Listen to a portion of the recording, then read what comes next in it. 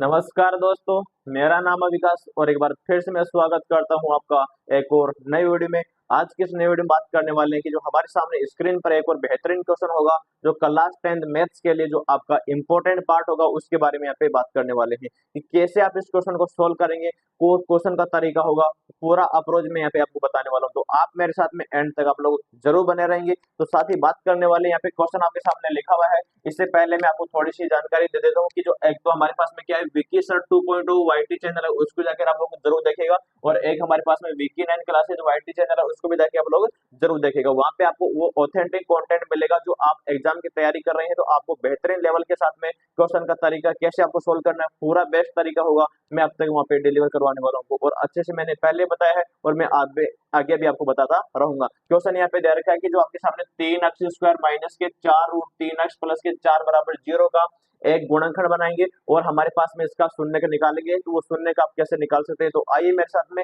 मैं पूरा एंड तक आपको यहाँ पे बताने वाला हूँ कैसे आप इस क्वेश्चन को सोल्व करेंगे। साथी तो मेरा नाम है विकास और एक बार फिर से मैं स्वागत करता हूँ आपका हमारी इस यूट्यूब लर्निंग प्लेटफॉर्म पे। तो साथी यहाँ पे देखो कि पहले यहाँ पर लिखा कि 3x² लिखा हुआ है और यहाँ पे माइनस के 4 रूट 3x है प्लस के 4 बराबर 0। इसका क्या बनाएंगे, पहले गुणनखंड निकालेंगे, बाद में इसका शून्य का निकालेंगे। तो यहाँ पर देखिए जो पहले 4 यानी अचर पद होता है उसको पहले वाले पद से मल्टीप्लाई करना होता है। तो 4 का गुणा 3 से कर दो 12 आएगा, x² बनेगा। लेकिन जो माइनस के 4 रूट 3 बना रहा है इसमें इसका ऐसा फैक्टर बनाइए, इसका गुणनखंड बनाएंगे ताकि गुणा करने पे हमारे पास में इन दोनों का प्रोडक्ट बने और जोड़ने पे हमारे पास में क्या आएगा कि 4 रूट 3 अक्स यहाँ पे हमारे को मिलना चाहिए। तो देखिए मैं यहाँ पे कैसे आपको बनाने वाला हूँ। यहाँ पे देखिए कि पहले लिखा कि 3x² लिखा हुआ है, अब ये 4 रूट 3 लिखा हुआ है, इसको मैं ऐसे बना दूं क्या, माइनस के 2 रूट 3x बनाऊंगा और यहाँ पर भी मैंने क्या बना दिया, माइनस के 2 रूट 3x बना दिया। अब आप ये देखिए पहले कि इसका मल्टीप्लाई आप इससे करोगे तो प्लस का बनेगा, माइनस का तो माइनस का प्लस का बन जाएगा। 2 का मल्टीप्लाई 2 से कर दो 4 आएगा,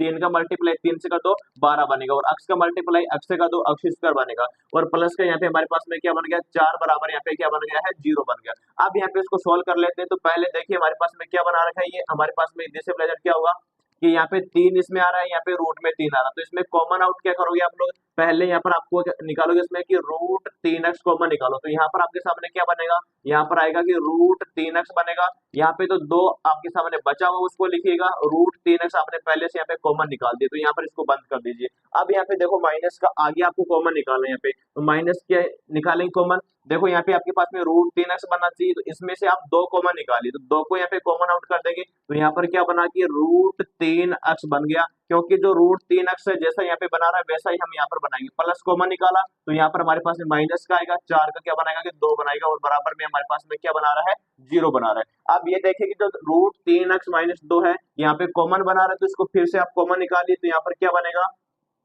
कि रूट 3x माइनस का एक तो 2 बन जाएगा और यहाँ पर लिखा हुआ क्या है कि रूट 3x आ रहा है, तो यहाँ पर बनाएंगे कि रूट 3x आ रहा है, माइनस का यहाँ पर भी आपके सामने 2 बना रहा है और बराबर में यहाँ पर क्या हो जा रहा है कि 0 बना रहा है। अब यहाँ पे देखो पहले कि अगर हमारे को पूछा जाए कि इसका गुणनखंड बनाइए, क्या बनाना है कि गुणनखंड बनाना है, तो अगर हम यहाँ पे बात करते हैं कि जो अगर इसको 0 के बराबर नहीं करेंगे तो तब तक हमारे पास में क्या बन गया कि रूट 3x माइनस के 2, रूट 3x माइनस के 2, तो ये हमारे पास में क्या बन चुका है, बहुपद का गुणनखंड बन चुका है। लेकिन यहाँ पे बात करेंगे इसका शून्य भी निकालना, तो शून्य के लिए हम इसके बराबर क्या लगा रहे हैं, 0 लगा रहे हैं, तो वो शून्य बन जाएगा।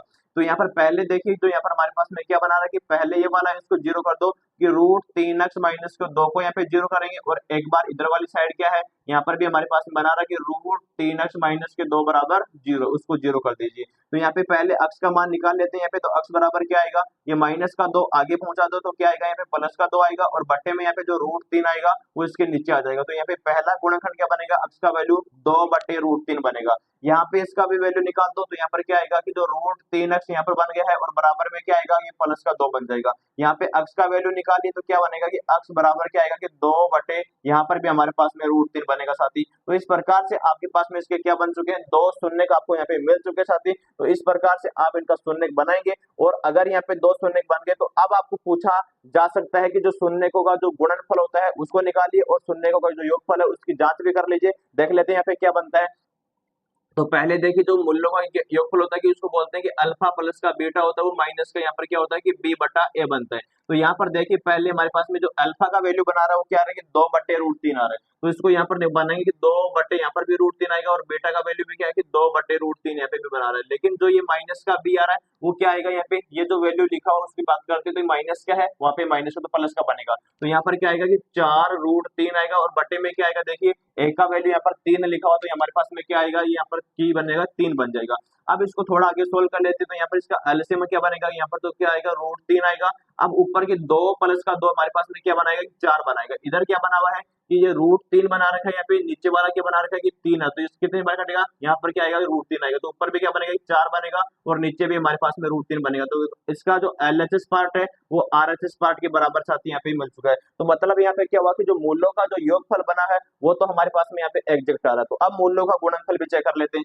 तो मूल्यों का जो गुणनफल होता है वो उसकी बात करते हैं, वो होता है कि अल्फा इंटू बीटा, उसको बोलते हैं कि सी बटा ए बोलते हैं, यानी अचर पद बटा अक्ष स्क्वायर का गुणांक बनता है। तो पहले अल्फा का वैल्यू देखिए हमारे पास में क्या बना रहा है कि 2 बटे यहाँ पे √3 बना रहा है, ये तो अल्फा का वैल्यू है। और बीटा का वैल्यू भी क्या बना रहा है कि 2 बटे √3 बना रहा है, क्योंकि दोनों जो हमारे पास में प्रोडक्ट बने, दोनों इसके मूल बने वो सेम बने। यहाँ पे देखो सी का वैल्यू क्या बना रहा है कि 4 बना रहा है, तो यहाँ पे 4 लिख दीजिएगा। और यहाँ पे देखो कि ए का वैल्यू क्या बना रहा है 3 बना रहा है, तो यहाँ पे 3 बना दीजिए। अब 2 का मल्टीप्लाई ऊपर 2 से कर दो क्या आएगा, 4 बनेगा। और नीचे 3 का मल्टीप्लाई √3 से करेंगे तो यहाँ पर क्या आएगा, नीचे 3 बनेगा। तो यहाँ पर क्या बना रहा है कि 4/3 बना रहा है। इसका मतलब क्या हुआ कि आपने इसका जो एलएचएस पार्ट है वो आरएचएस पार्ट के बराबर दिखा दिया, कि पहले मूल्यों का जो योगफल है उसको बराबर दिखा दिया, दूसरा क्या है जो मूल्यों का गुणनफल है उसको भी आपने बराबर दिखा दिया। इसका मतलब क्या हुआ कि जो आपने 2 शून्य किसके निकाले हैं वो आपके सही निकाले हैं, आपका गलत नहीं बना है। यानी जो आपके सामने ये गुणनखंड बनाया वो इस प्रकार से साथी आप लोग सोल्व कर सकते हैं। उम्मीद करता हूँ कंसेप्ट आपको समझ में आया होगा।